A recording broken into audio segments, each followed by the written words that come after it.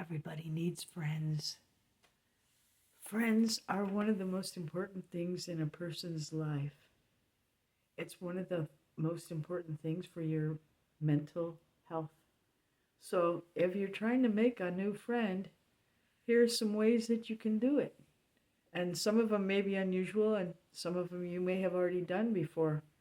But here are a couple of ways that I've met new friends, and they've become friends that have lasted for many years. Um, the person that was on the thumbnail picture that you saw is Romeo, and he's a potter from Nicaragua. And the way that I met him was I was on a bus with my two granddaughters. They were visiting me in Costa Rica when I lived there for 12 years. And we got onto the bus. I had just moved to a new house in a different town. And so we were riding the bus up to the new house.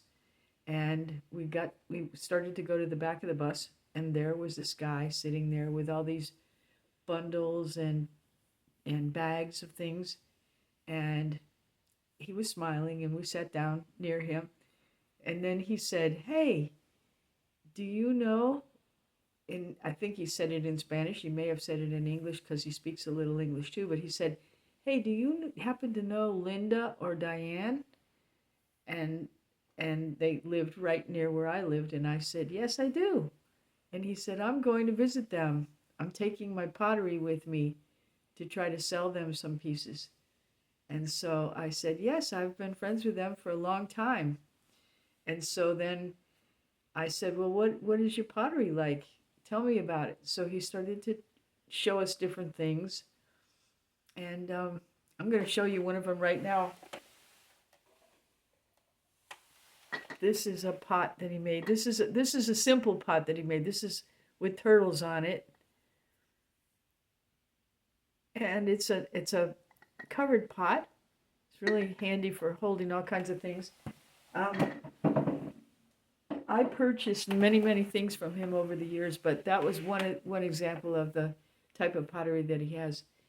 He has some very intricate pottery too. He told us, he said that he comes from a pueblo in Nicaragua where the people have been making pottery for hundreds of years. So everybody in his pueblo is a potter, and they teach it to their children, and they get all the clay nearby, and they have their own little kilns that they make outside, and they are just amazing potters.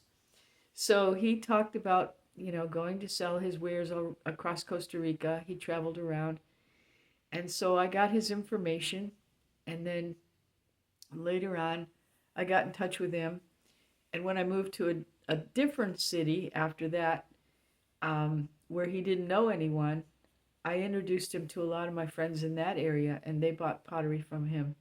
And then from there, he got introduced to other people in other towns, and some people had even had art shows and stuff for him to be able to participate in. So over the years, all the people in the whole area became friends with him. And then one day his family actually moved to Costa Rica for a while, but they found out that they missed their family and friends in Nicaragua, so they ended up moving back. But he's been a friend now for over 10 years. So I just met him on the bus just by talking with him. And then another time I met a lady on a bus, and it was a lady and her husband. And what happened was I heard them talking behind me in line when I was getting on the bus, and they were speaking English. And when they got on the bus, they sat in the seat in front of me, and they had shirts on from Ontario, Canada. And so I tapped them on the shoulders, and I said, "Oh, I've been to Ontario. I've been going there almost my whole life, to a little lake up there." And they said, "Oh, we live up there, and we're thinking about moving to Costa Rica." And I said, "Really?" And I said, "Well, I live here. If there's anything you want to know, come over and ask me." So they were staying at a little hotel, and they came over the next day, and then we talked a long time, and we became really good friends. We went out to eat. And then they joined some of the groups that I was in for expats. And then they started to go to a Spanish class that I was in also. And so over the years, we became really good friends. And then both of us got adopted by, all three of us got adopted by a Tico family. And they invited us to all their parties, their birthday parties, their anniversaries, their weddings, everything that they did. And we became like members of their family.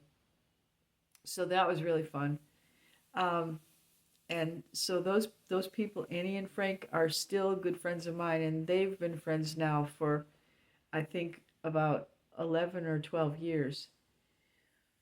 Um, and then I was at a bus stop one day, and there was a lady sitting there that didn't speak English at all, but by that time I knew pretty good Spanish, so I was talking with her.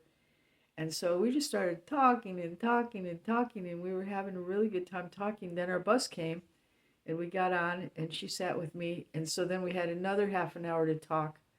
So we talked some more. We got each other's numbers. And then from there, we did different things. We went to restaurants together. We went to a concert. We went to a museum. And I went to her house. She came to my house. We did lots of things. And then she joined a group that I was in that was making blankets for babies in the hospital. And so she came to our group and sewed with us and did different things. So that was a lot of fun to meet her. And we're still friends also. And then when I moved back to the United States, I missed all my friends in Costa Rica because I had so many friends there because everybody was really friendly and easy to get along with. So here, I lived in an apartment building, and the people didn't talk very much. They just barely said, hey, hi. And that was about it. So I really didn't know too many people here. And they didn't want to carry on very long conversations. So I was feeling really lonely. So one morning I got up early before the sun rose, and I took my camera over to the peninsula where the sun rises every day. And so I was taking some pictures of the sunrise, and this other lady showed up, and she had her camera, and she was also taking pictures. So I started talking with her, and she said that she lived in the townhouses next to my apartments. And so we talked for a little bit. She said she was a traveling nurse, and she worked in another state, and she was here just a little bit of the time. But we took down each other's numbers, and then we became friends, and I've done a lot of things with her. Not a real lot because she travels a lot for work, but enough things. But then when I told my granddaughters that I had made a friend over by the peninsula, they were like, Grandma, we don't do that here. We don't go up to strangers and become friends with them. And I said, well, I do that, and that's how I've made a lot of my friends. And so I think it's fine to do that. You have to be careful, but I've been happy with all the friends that I've made, and I think it's a great way to do it. Just start to talk and see what you have in common or what you want to find out about the other person, and pretty soon you'll have a friend that you can count on. Thank you. Please stop in and see some of my other videos.